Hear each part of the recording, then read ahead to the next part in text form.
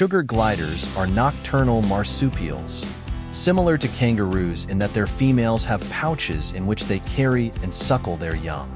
They're a lot smaller than kangaroos and look very much like squirrels. However, sugar gliders are not actually related to squirrels. Some sugar gliders keepers concerned that their sugar glider has worms. Fret not. The male sugar glider's male organ looks like a pink stringy worm-like thing coming out of the cloaca.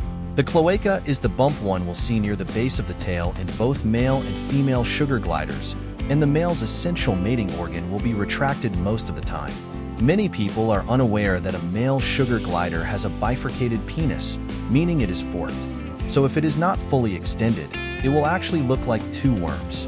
One of the less well-known of sugar glider facts is that females have two ovaries, two uteri, and two vaginas. Female sugar gliders have two openings in their pouches. They also breed twice a year, depending on the climate and living conditions, and can have two children with each birth. Sugar glider societies are run by two males. Unlike in other species, where groups tend to be dominated by a single male, sugar gliders like to do things differently. Two males usually rule the nest. This duo do not compete with each other, however.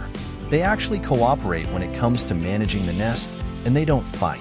Together, they will dominate the other males, though fights are rare. They'll also share responsibilities, nests, and the rearing of each other's children. It's believed this increases the nest's chances of survival. Sugar glider dads are very loving. Not only do they take an active role in childcare, but the dominant males become even more involved than the rest. When it gets cold, one will stay with the young to keep them warm, while the other goes out to hunt.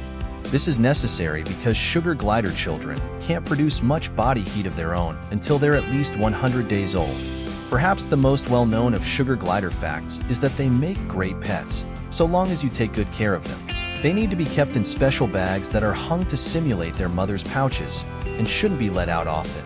They must also bond with their masters, so you need to keep them next to you so they'll get used to your smell. Because they are extremely social creatures, sugar gliders need a lot of attention and grooming. If you can't spend too much time with one, try to get two sugar gliders at the same time. It's best to get two of the same gender to keep them from producing children. It isn't a good idea to get a mature sugar glider as a pet because they have a hard time socializing with people and other creatures they're not familiar with.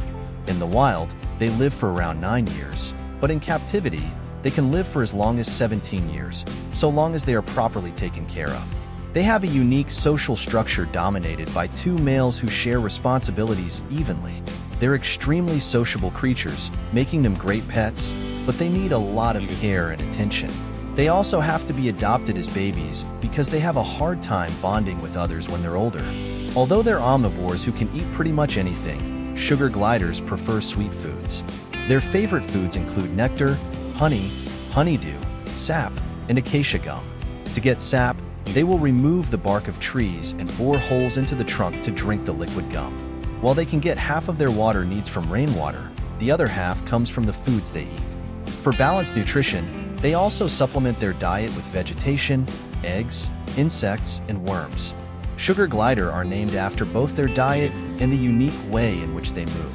These creatures live in the branches of trees, and, while they can certainly walk and crawl, they also like to glide from branch to branch like flying squirrels. They can't actually fly, though, despite how it might look when you see them soaring between trees. Rather, they spread their arms to expose their membranes as they glide through the air. Sugar gliders are extremely sociable creatures who live in groups.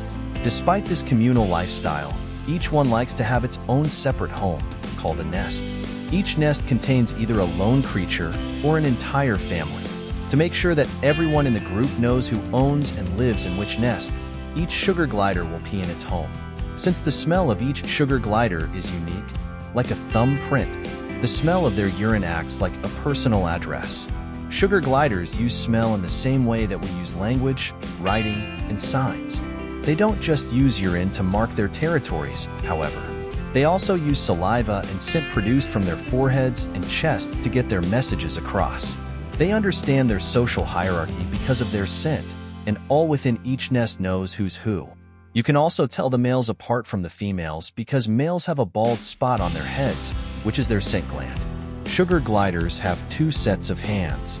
Sugar gliders actually have 2 hands and 2 feet, but because their feet are so incredibly dexterous, they give the impression of having 4 hands. Since these creatures live in trees, they're like monkeys in that their hands and feet are made up of 4 fingers with opposable thumbs. What this means is that their feet can act like hands. Each finger is also topped by hook-like fingernails which allow them to climb trees, clothes, rough walls, and even people.